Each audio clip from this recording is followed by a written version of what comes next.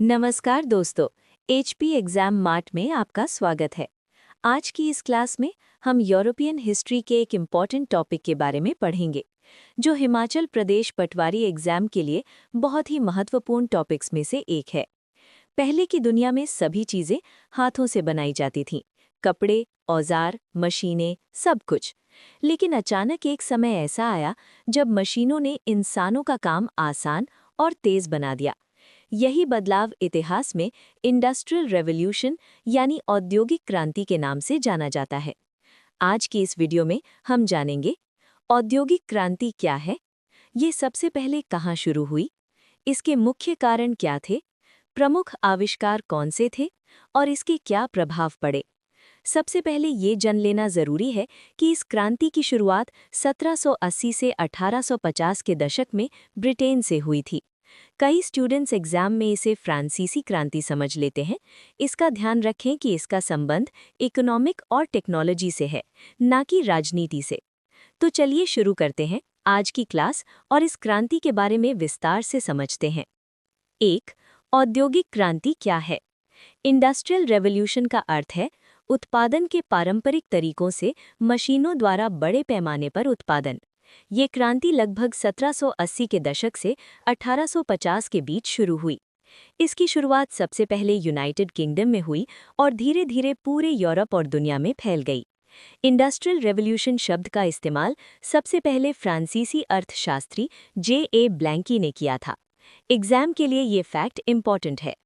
आगे बात करते हैं औद्योगिक क्रांति के कारणों की। 2. औद्योगिक क्रांति सबसे पहले इंग्लैंड में ही क्यों हुई? इसके कई कारण थे। 1. प्राकृतिक संसाधन। इंग्लैंड में कोयला और लोहा प्रचुर मात्रा में उपलब्ध था, जो मशीनों और उद्योगों के लिए जरूरी थे। 2. कृषि क्रांति।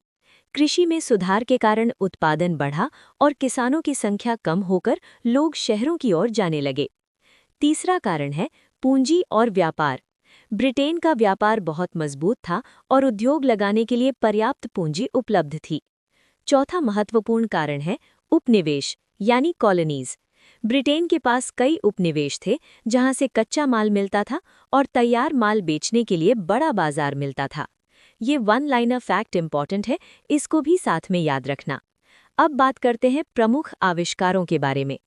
औद्योगिक क्रांति के दौरान कई महत्वपूर्ण आविष्कार हुए। पहला है स्पिनिंग जेनी।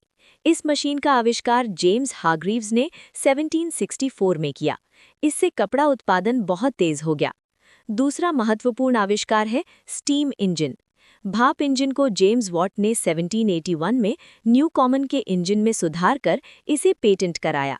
इससे कारखानों को अपार शक्ति मिली, जिससे फैक्ट्री मशीनें चलने लगी, रेल और जहाज चलने लगे, उद्योग तेजी से बढ़ने लगे। अगला पॉइंट है सूती कपड़ा मिल। रिचर्ड आर्कराइट ने पहली बार मिल यानी कारखाने का निर्माण किया। इससे सर काम एक ही छत के नीचे होने लगा।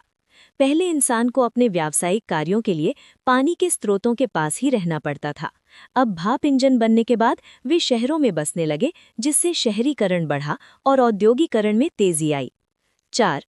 औद्योगिक क्रांति के प्रभाव। औद्योगिक क्रांति ने समाज और अर्थव्यवस्था पर कई बड़े प्रभाव डाले, सकारात्मक और नकारात्मक दोनों। सबसे पहले बात करते हैं सकारात्मक प्रभावों की। सकारात्मक प्रभाव: बड़े पैमाने पर उत्पादन हुआ, नए उद्योगों का विकास हुआ, परिवहन और व्यापार में वृद्धि हुई और तकनीकी प्रगति में वृद्धि हुई। अब बात करते हैं नकारात्मक प्रभावों के बारे में। मजदूरों की स्थिति इससे खराब हुई और कम वेतन की समस्या उत्पन्न होने लगी। बाल श्रम का प्रचलन बढ़ा तथा उनका शोषण होने लगा। शहरों में भीड़ और प्रदूषण की समस्या उत्पन्न होने लगी। इस क्रांति के शुरुआती समय में महिलाओं और बच्चों को काम के लिए प्राथमिकता दी गई, वेतन बचाने के लिए। इस क्रांति का दुनिया पर भी प्रभाव पड़ा। औद्योगिक क्रांति ने पूरी दुनिया को बदल दिया। आइए इसके ग्लोबल इम्पैक्ट के बारे में जानते हैं। नंबर 1, यूरोप का उदय। इस क्रांति के कारण यूरोप की आर्थिक शक्ति बढ़ी और साथ ही सैन्य शक्ति में भी वृद्धि हुई। नंबर 2, तकनीकी युग का विकास। नए उद्योग और तकनीक विकसित हुए। नंबर 3, सामाजिक बदलाव। आधुनिक औद्योगिक समाज की शुरुआत हुई और शहरीकरण बढ़ा। 4, आज की आधुनिक मशीनों और उद्योगों की नींव इसी क्रांति से पड़ी। सबसे महत्वपूर्ण पॉइंट है, इसी क्रांति ने पूंजीवाद को पूरी दुनिया में सबसे प्रमुख आर्थिक प्रणाली के रूप में स्थापित किया। अब बात करते हैं भारत में औद्योगिकरण के प्रभाव के बारे में। भारतीय वस्त्रों का दबदबा। मशीनी उद्योगों से पहले भारत का रेशमी और सूती कपड़ा अंतर्राष्ट्रीय बाजार में छाया हुआ था। इस पर बहुत ही नकारात्मक प्रभाव पड़ा। भारत के कुल निर्यात में सूती माल का हिस्सा 1811-12 तक 33% था, जो 1850-51 तक घटकर 3% रह गया। बंदरगाहों का बदलाव। 1750 के दशक तक सूरत और हुगली जैसे पुराने बंदरगाह कमजोर होने लगे और बम्बई यानी मुंबई और कलकत्ता यानी कोलकाता का महत्व बढ़ गया। एग्जाम में ये पॉइंट का ध्यान रखना है कि बंदरगाहों में बदलाव से सिर्फ यूरोपियन कंपनियों को ही फायदा मिला, भारतीय अर्थव्यवस्था को नहीं। भारत के प्रमुख उद्यमी। भारत में शुरुआती उद्यमियों में सबसे पहले बात करते हैं बंगाल के द्वारकानाथ टैगोर की, जिन्होंने चीन के साथ व्यापार से पूंजी जमा की थी और 1830 के दशक में 6 महत्वपूर्ण संयुक्त उद्यम शुरू किए। दूसरे महत्वपूर्ण उद्यमियों में बम्बई के जमशेदजी टाटा शामिल थे, जिन्होंने भारत में विशाल औद्योगिक साम्राज्य को खड़ा किया। शुरुआत में अधिकांश भारतीयों ने चीन के साथ अफीम से और इंग्लैंड के साथ कपास के व्यापार से ही पैसा कमाया। अब बात करते हैं भारत में कारखानों के विकास के बारे में। सबसे पहली सूती मिल बम्बई में 1854 में स्थापित हुई और सबसे पहली जूट मिल बंगाल में 1855 में लगी। ये पॉइंट इंपॉर्टेंट है और एग्जाम में पूछा जा सकता है, इसलिए ये याद रखना कि कपास का संबंध बम्बई से यानी वेस्ट से है और जूट का संबंध बंगाल यानी ईस्ट से है। आगे बढ़ते हैं। प्रथम विश्व युद्ध का औद्योगिकरण पर प्रभाव। प्रथम विश्व युद्ध के दौरान ब्रिटिश कारखाने सेना की जरूरतों को पूरा करने के लिए युद्ध सामग्री बनाने में व्यस्त हो गए। इससे मैनचेस्टर का आयात काफी गिर गया। इस कारण से अचानक से भारतीय उद्योगों को अपने सामान की आपूर्ति के लिए एक विशाल घरेलू बाजार मिल गया, जिससे घरेलू उत्पादन में भारी उछाल आया। इससे जूट की बोरियां, सेना की वर्दी, टेंट और चमड़े के जूते बनाने के लिए नई फैक्ट्रियां खुल गईं और मजदूरों के काम करने के घंटे भी बढ़ गए।